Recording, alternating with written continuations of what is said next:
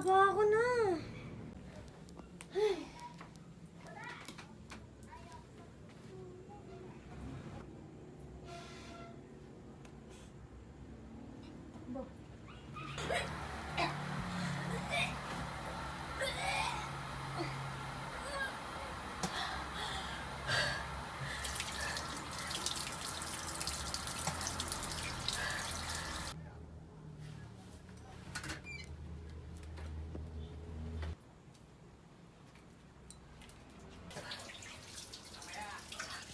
Uy, ano nangyari sa'yo? Okay ka lang? Hindi ko alam ate, bigla na lang ako nasuka. Hindi ka naman nilalagnat. Alam mo, mas mabuti pa magpa-check up na lang tayo bukas. Nakuha na natin ang resulta ng iyong ultrasound at laboratory test. Base sa findings, may kondisyon kang tinatawag na polycystic ovary syndrome o PCOS. Dok, malala po ba yun? Ito ay hormonal condition na pwedeng magdulot ng irregular na regla at ibang sintomas.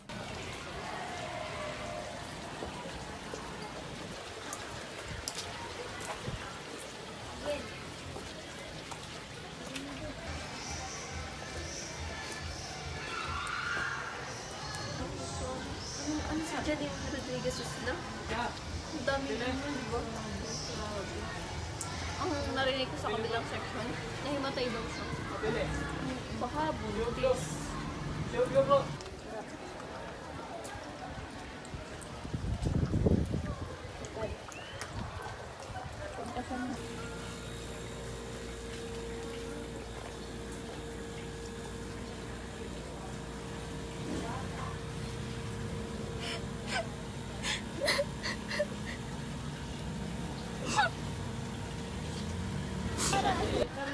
Hoy! Ano ba nangyari sa'yo? Ba't ang lalim na iniisip mo? Pwede mo ba ako sumayin? Ayoko, tinatamad na ako. Please, saglit lang po. Sigurado ka. O, siya, tara.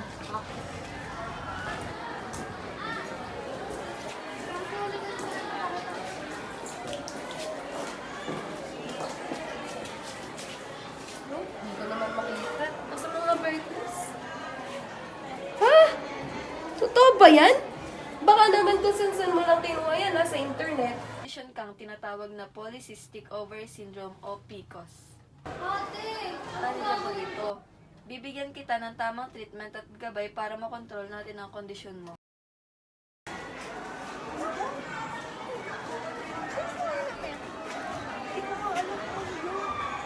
Talaga yung napanood namin sa TV, nakawawa naman yung sabi.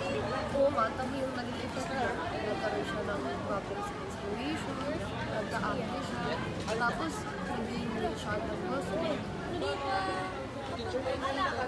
Nagiging siya. Nakadun pala ako. Alam nyo, dapat talaga natin kung mapag-aralan lalo para rin sa future ng mga babae kababaihan para mas maging informed sila, mas maging maalam sila sa paghahanda ng mga That Is why we should educate ourselves.